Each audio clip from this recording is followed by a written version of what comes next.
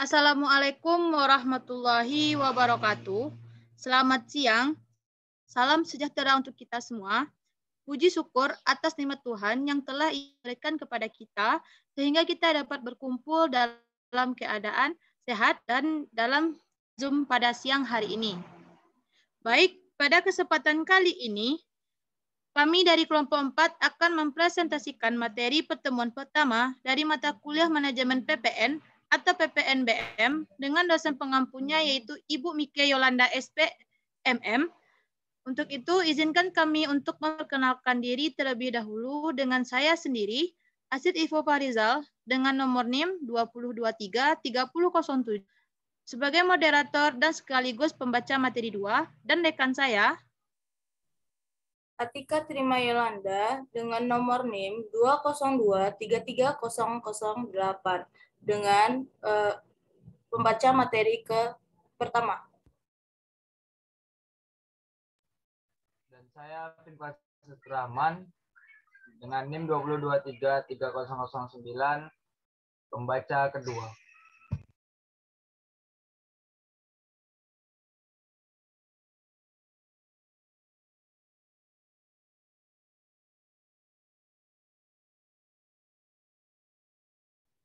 Baiklah, langsung saja saya akan menjelaskan tentang konsep dasar pajak, pajak subjektif dan pajak objektif, dasar hukum PPN, dan pengertian dasar PPN.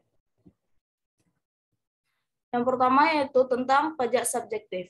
Pajak subjektif merupakan pungutan pajak yang berasal dari wajib pajak orang pribadi, di mana wajib pajak orang pribadi tersebut telah memiliki NPWP sebagai syarat administrasi untuk melakukan hak dan kewajiban pajaknya. Yang kedua, pajak objektif. Pajak objektif merupakan salah satu jenis pajak yang melihat sifat dari objek dan melihat bagaimana kondisi dari wajib pajaknya. Untuk tarif pajak dari objektif ini mengikuti dari ketentuan yang telah diatur dalam Undang-Undang Perpajakan yang berlaku. Adapun kriteria dari pajak objektif tersebut yaitu yang pertama ada orang pribadi atau badan usaha yang menggunakan dan mengkonsumsi barang kena pajak. Dan yang kedua yaitu pungutan yang berhubungan dengan pemindahan harta dari Indonesia ke luar negeri. Dan yang ketiga yaitu pungutan pajak atas kekayaan, kepemilikan, barang mewah, atau aset yang ada di negeri lain. Selanjutnya yaitu ada pajak langsung. Pajak langsung merupakan pajak yang dibebankan atau ditanggung sendiri oleh wajib pajak yang terkait dan tidak dapat dialihkan kepada pihak lain. Adapun jenis pajak langsung ini yaitu pajak penghasilan, pajak bumi dan bangunan, dan pajak kendaraan bermotor. Selanjutnya yaitu pajak tidak langsung. Pajak tidak langsung merupakan pajak yang beban pemungutannya dapat dialihkan kepada pihak lain. Adapun contoh pajaknya yaitu yang pertama pajak pertambahan nilai, yang kedua yaitu pajak bea masuk, dan yang ketiga itu ada pajak ekspor. Selanjutnya itu latar belakang penggantian pajak penjualan menjadi pajak pertambahan nilai. Di latar belakangi karena pajak penjualan tahun 1951 tidak lagi memadai untuk menampung kegiatan-kegiatan masyarakat dan belum mencapai sasaran kebutuhan pembangunan, antara lain untuk meningkatkan penerimaan negara, mendorong ekspor, dan pemerataan pembebanan pajak dengan penambahan penekanan. Pajak penjualan 1951 akhirnya direformasi dengan munculnya Undang-Undang Nomor 8 Tahun 1983 tentang pajak pertambahan nilai dan pajak penjualan atas barang mewah. Undang-undang yang mengatur tentang PPN dan PPNBM tersebut akhirnya disahkan pada tanggal 1 April tahun 1985. Sejak Undang-Undang Nomor 8 Tahun 1983 ditetapkan, hingga saat ini sudah ada 3 kali perubahan Undang-Undang PPN di Indonesia. Nah, berikut ini merupakan perubahan Undang-Undang PPN kedua dan ketiga di Indonesia. Perubahan yang kedua, setelah perubahan pertama pada tahun 1983, Undang-Undang PPN mengalami perubahan kedua yang disebut sebagai Undang-Undang Nomor 18 Tahun 2000 tentang perubahan kedua atas Undang-Undang Nomor 8 Tahun 1983 tentang pajak pertambahan nilai barang dan jasa dan pajak penjualan atas barang mewah. Adapun sasaran yang ingin diwujudkan dari perubahan kedua Undang-Undang PPN tersebut adalah menciptakan sistem perpajakan yang lebih adil, sederhana, dan memberikan kepastian hukum bagi masyarakat, serta dapat mengamankan dan meningkatkan penerimaan negara. Sedangkan untuk perubahan ketiga, perubahan Undang-Undang PPN ketiga adalah Undang-Undang Nomor 42 Tahun 2009 tentang pajak pertambahan nilai barang dan jasa dan pajak penjualan atas barang mewah. Hingga tahun 2018, undang-undang ini masih digunakan dan belum ada rencana untuk direvisi. Tujuan dilakukannya perubahan ketiga Undang-Undang PPN ini adalah untuk semakin meningkatkan kepastian hukum dan keadilan, menciptakan sistem perpajakan yang lebih sederhana, serta mengamankan penerimaan negara agar pembangunan nasional dapat dilaksanakan secara mandiri. Selanjutnya itu ada karakteristik PPN. Pajak pertambahan nilai memiliki beberapa karakteristik, diantaranya yaitu yang pertama merupakan pajak atas komunikasi, yang kedua merupakan pajak tidak langsung, yang ketiga merupakan pajak objektif, yang keempat merupakan penggunaan tarif tunggal, dan kelima yaitu pajak konsumsi BKP atau JKP di dalam negeri, dan keenam bersifat multi-stake lift. Yang ketujuh, indirect subtraction method. Berikut penjelasannya. Yang pertama, merupakan pajak atas konsumsi. Pajak ini akan dikenakan pada pihak konsumen atau orang yang membeli barang dan tidak untuk dijual kembali. Hal ini berarti bahwa yang memiliki tanggung jawab untuk membayar beban PPN adalah konsumen akhir. Yang kedua, itu merupakan pajak tidak langsung. Pajak ini dikenakan kepada pihak konsumen akhir yang membeli barang kena pajak. Sedangkan pihak yang bertanggung jawab untuk melakukan penyetoran pajak bukanlah konsumen akhir bersangkutan, namun pengusaha yang menjual barang tersebut.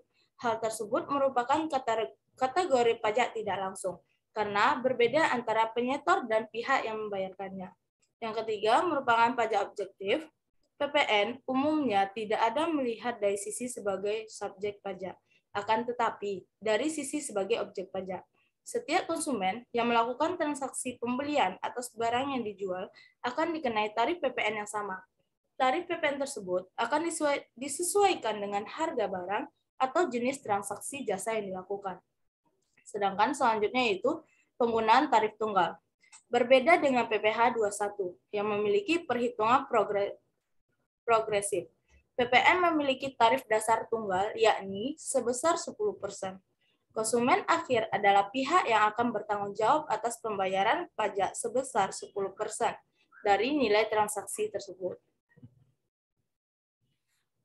Selanjutnya yaitu pajak konsumsi BKP atau JKP di dalam negeri. Pajak ini hanya akan dikenakan atas konsumsi barang atau jasa kena pajak di dalam negeri, seperti transaksi impor. Selain itu, pajak ini juga akan diterapkan atas pemanfaatan barang atau jasa yang tidak berwujud di luar daerah kepabeanan yang dimanfaatkan di dalam negeri. Sedangkan yang bersifat multi-stake lift, PPN akan dikenakan atau dipungut pada setiap tahapan jalur produksi dan didistribusi mulai dari pabrik, pedagang besar, grosir, hingga pedagang kecil atau pengencer.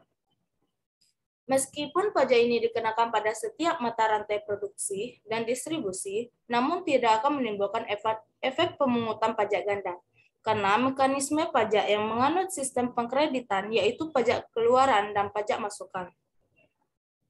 Dan yang terakhir yaitu ada indirect subtraction method. Mekanisme perhitungan di dalam PPN menggunakan metode pengurangan secara tidak langsung. Hal tersebut berarti bahwa pihak pengusaha kena pajak bisa mengkreditkan pajak masukan atas barang atau jasa kena pajak yang berbeda. Selanjutnya, Materi akan dijelaskan oleh rekan saya, yaitu Ivo. Kepada Ivo, dipersilakan. Baik, terima kasih kepada Tita. Selanjutnya yaitu kelebihan dari PPN. Yang pertama, mencegah terjadinya pengenaan pajak ganda. Dikarenakan PPN hanya dikenakan terhadap nilai tambah pada setiap jalur produksi dan jalur distribusi barang kena pajak atau jasa kena pajak. PPN akan dikenakan berulang-ulang pada setiap mutasi barang kena pajak atau jasa kena pajak, walaupun PPN tidak menimbulkan pengenaan pajak berganda atau non-kumulasi. Yang kedua, netral dalam perdagangan luar dan dalam negeri. Dikarenakan PPN bukan merupakan beban yang menambah harga pokok penjualan karena PPN menganut sistem pengkreditan yang memungkinkan PPN yang dibayarkan pada saat pembelian diperhitungkan dengan PPN yang harus dipungut saat penjualan.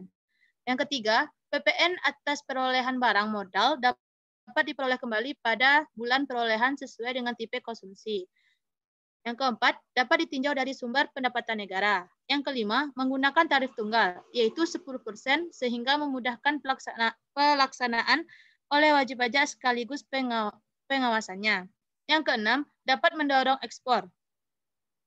PPN merupakan pajak yang dikenakan atas konsumsi barang di dalam negeri, maka barang yang diekspor atau dikonsumsi di luar negeri tidak dikenakan pajak pertambahan nilai. Oleh karena itu, barang yang diekspor dikenakan tarif 0%. Pengenaan tarif 0% tidak berarti pembebasan dari pengenaan pajak pertambahan nilai. Akan tetapi, pajak masukan yang telah dibayar untuk perolehan barang kena pajak atau jasa pajak yang berkaitan dengan kegiatan dapat dikreditkan.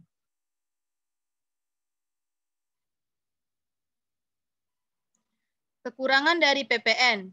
Yang pertama, biaya administrasi yang relatif mahal jika dibandingkan dengan pajak langsung lainnya, baik dari pihak administrasi ataupun wajib pajak. Yang kedua, menimbulkan dampak regresif atau semakin tinggi tingkat kemampuan konsumen, semakin ringan beban pajak yang diterima, dan begitu pun sebaliknya. Yang ketiga, pada pajak pertambahan nilai, sangat rentan dengan upaya penyeludupan pajak.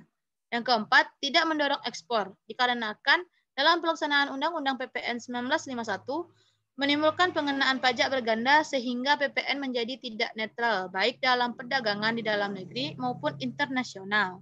Dan yang kelima, adanya bermacam-macam tarif sehingga menimbulkan kesulitan pelaksanaannya dan menyulitkan tindakan pengawasan terhadap kepatuhan wajib pajak akibatnya belum dapat mengatasi penyelundupan.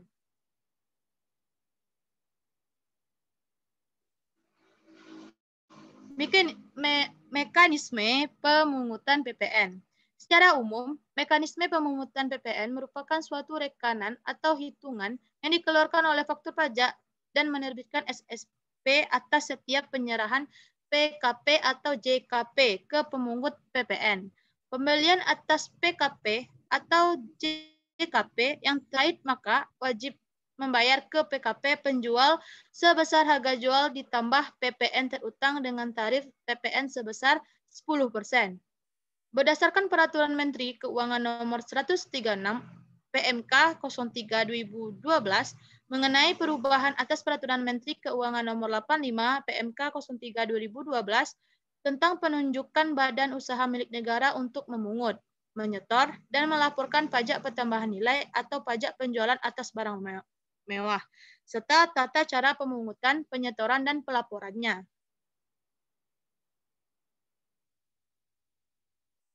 Mekanisme pemungutan PPN yaitu yang pertama, rekanan memiliki kewajiban dalam membuat faktur pajak dan surat setoran pajak atau SSP atas setiap penyerahan barang kena pajak atau jasa kena pajak kepada BUMN.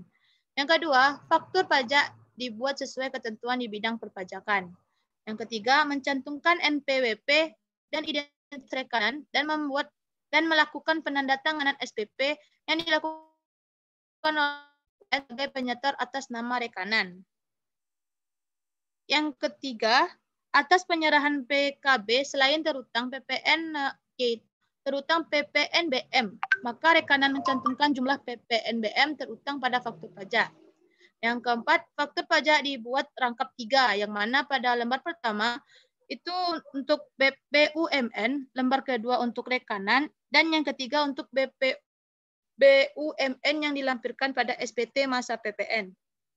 Selanjutnya, SSP dibuat rangkap 5, yaitu pada lembar pertama untuk rekanan, kedua untuk KPPN lewat bank persepsi atau kantor pos, yang ketiga untuk rekanan yang melampirkan pada SPT masa PPN, keempat untuk bank persepsi atau kantor pos, kelima untuk BUMN yang dilampirkan pada SPT masa PPN bagi pemungutan PPN. Selanjutnya, melakukan pemungutan wajib menyertakan cap di setor tanggal dan menandatangani pada faktur pajak. Yang terakhir, faktur pajak dan SSP merupakan bukti pemungutan dan penyetoran atas PPN dan PPNBM. Mekanisme pemungutan PPN di Indonesia secara umum yaitu yang pertama, perhitungan PPN terutang yang disetor ke negara menggunakan indirect subtraction method atau credit method atau invoice method dengan cara mengkreditkan pajak masukan atau PKPM. Yang kedua, direct subtraction method, metode yang menggunakan bendaharawan pemerintahan dan KPKN, kantor perbendaharaan kas negara, sebagai pemungut PPN atas transaksi yang menggunakan dana APBN atau APBD diatur dalam pasal 16A tentang pemungutan PPN. Selanjutnya yang ketiga, self-imposition method, yaitu pemungutan PPN yang dilakukan sendiri oleh perusahaan ataupun orang pribadi yang melakukan usaha. Contohnya, import BKP tidak berwujud atau JKP oleh PKP dan bukan PKP. Yang kedua, objek PPN pasal 16C atas kegiatan membangun sendiri. Yang ketiga, objek PPN pasal 16D atas penyerahan aktiva tidak untuk diperjualbelikan. Berikut mekanisme dari PKPN-PPN. Yang pertama, pengenaan PPN dilaksanakan berdasarkan sistem faktor. Kedua, setiap terjadinya penyerahan PKP atau JKP wajib dibuatkan faktur pajak. Faktur pajak merupakan bukti pemungutan PPN. Faktur pajak ada dua, yaitu faktur pajak bagi penjual dan faktur pajak bagi pembeli. Bagi faktur pajak penjual merupakan bukti pajak keluaran, dan yang ke faktur pajak bagi pembeli merupakan bukti pajak masukan. Jadi dapat disimpulkan dari gambar mekanisme ini, setiap PKP yang menyerahkan BKP atau JKP diwajibkan membuat faktur pajak untuk memungut pajak yang terutang. Pajak yang dapat dipungut disebut dengan pajak keluaran atau output tax. Yang kedua, pada saat suatu PKP membeli atau menerima PKB atau JKP dari PKP lain, maka PKP pembeli atau penerima membayar pajak yang terutang pada negara lewat PKP penjual. Maka pajak yang dibayar disebut pajak masukan. Pada akhir masa pajak, pajak masukan dapat dikreditkan terhadap pajak keluaran. Jika pajak keluaran besar dari pajak masukan berarti kurang bayar. Harus dibayar ke kas negara paling lambat akhir bulan berikutnya sebelum SPT masa PPN disampaikan. Untuk materi selanjutnya akan dibahas oleh rekan saya yaitu Afin. Kepada Afin dipersilakan. Baik, terima kasih Po. Tipe PPN berdasarkan perlakuan terhadap perolehan barang modal PPN atau value added tax atau VAT dapat dibedakan dalam 3 tipe. Yang pertama, consumption type VAT. Semua pembelian yang digunakan untuk produksi termasuk pembelian barang modal dikurangkan dari perhitungan nilai tambah. DPP terbatas pada pembelian untuk keperluan konsumsi, sedangkan pembelian barang produksi dan barang modal dikeluarkan. Karena pembelian barang modal dikeluarkan dari DPP, maka tidak terjadi pengenaan pajak lebih dari 1 kali terhadap barang modal. Hal ini memberi sifat netral PPN terhadap pola produksi. Yang kedua, net income tipe VAT. Pembelian barang modal hanya boleh dikurangkan sebesar persentase penyusutan yang ditentukan pada waktu menghitung hasil bersih dalam rangka perhitungan PPh. Sehingga dasar pengenaan PPN akan sama dengan dasar pengenaan PPh. Sistem ini di samping akan berakibat pengenaan pajak 2 kali terhadap barang modal, akan tetapi juga menuntut pembukuan yang rapi. Yang ketiga, gross product tipe VAT. Pembelian barang modal sama sekali tidak boleh dikurangkan dari DPP. Hal ini mengakibatkan barang modal dikenakan pajak 2 kali, yaitu pada saat dibeli dan melalui hasil produksi yang dijual kepada konsumen.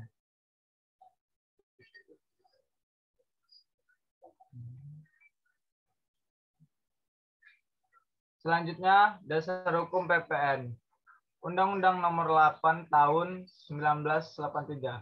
Undang-Undang Nomor 8 Tahun 1983 mengatur tentang daerah pabean, barang berwujud, dan BKP.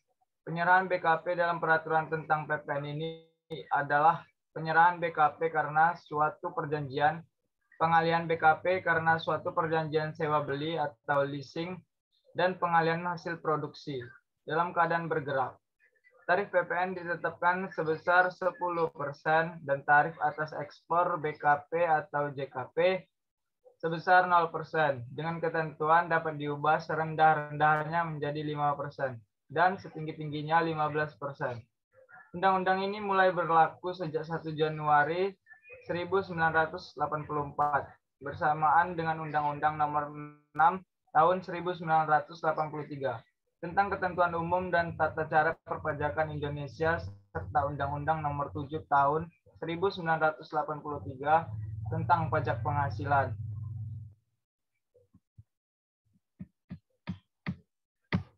Yang kedua, Undang-Undang Nomor 11 Tahun 1994. Beberapa poin penting dari kebijakan ini adalah penjelasan PPN sebagai pajak tidak langsung yang dihitung oleh penjual tetapi dibayar oleh orang lain.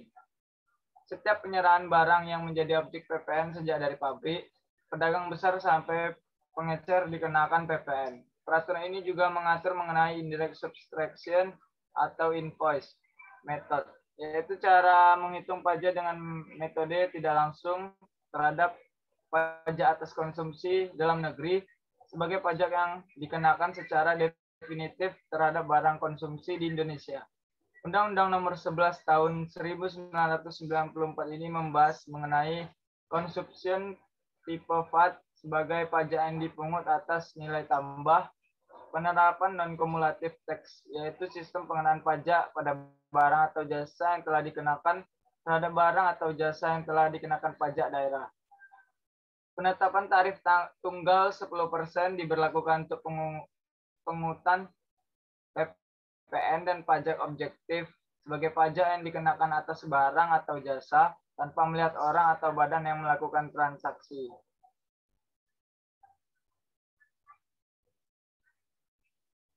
Undang-Undang Nomor 42 Tahun 2009. Undang-Undang Nomor 42 Tahun 2009 adalah perubahan ketiga atas Undang-Undang PPN. Peraturan ini merupakan dasar hukum terbaru yang mengatur tentang PPN. Undang-undang yang menjadi dasar hukum PPN ini membahas sejumlah perubahan dari undang-undang sebelumnya seperti mengenai status PKP sebagai pihak yang wajib menyetor dan melaporkan PPN dan PPNBM yang terutang, hingga kewajiban pengusaha kecil yang sudah memilih untuk dikukuhkan sebagai PKP. Berdasarkan peraturan ini, PPN dikenakan atas penyerahan BKP di dalam daerah pabean yang dilakukan oleh pengusaha impor BKP, penyerahan JKP dalam daerah pabean yang dilakukan oleh pengusaha, pemanfaatan BKP tidak terwujud dari luar daerah pabean di dalam daerah pabean, ekspor BKP berwujud oleh PKP, ekspor BKP tidak terwujud oleh PKP, dan ekspor JKP oleh PKP. Berdasarkan peraturan ini, PPN dikenakan atas penyerahan BKP di dalam daerah pabean yang dilakukan oleh pengusaha impor BKP, penyerahan JKP dalam daerah pabean yang dilakukan oleh pengusaha, pemanfaatan BKP tidak terwujud dari luar daerah pabean di dalam daerah pabean, ekspor BKP berwujud oleh PKP. Ekspor BKP tidak terwujud oleh PKP dan ekspor JKP oleh PKP. Undang-Undang Nomor 42 Tahun 2009 juga mengatur bahwa PPN atas penyerahan JKP yang dibatalkan sebagian atau seluruhnya dapat dikurangkan dari PPN terutama yang terjadi dalam masa pajak terjadinya pembatalan. Dan selanjutnya, dasar hukum PPN mengenai pemungutan, penyetoran, dan pelaporan. Peraturan mengenai pemungutan, penyetoran, dan pelaporan PPN diatur melalui PMK nomor 197 PMK 03/2013 yang juga mengatur PKP sebagai pihak yang wajib melaporkan pajaknya karena jumlah penjualan barang dan jasa yang sudah melebihi 4 miliar 800 juta. Laporan dilakukan pada akhir bulan berikutnya setelah jumlah penjualan berhasil melebihi 4 miliar 800 juta rupiah.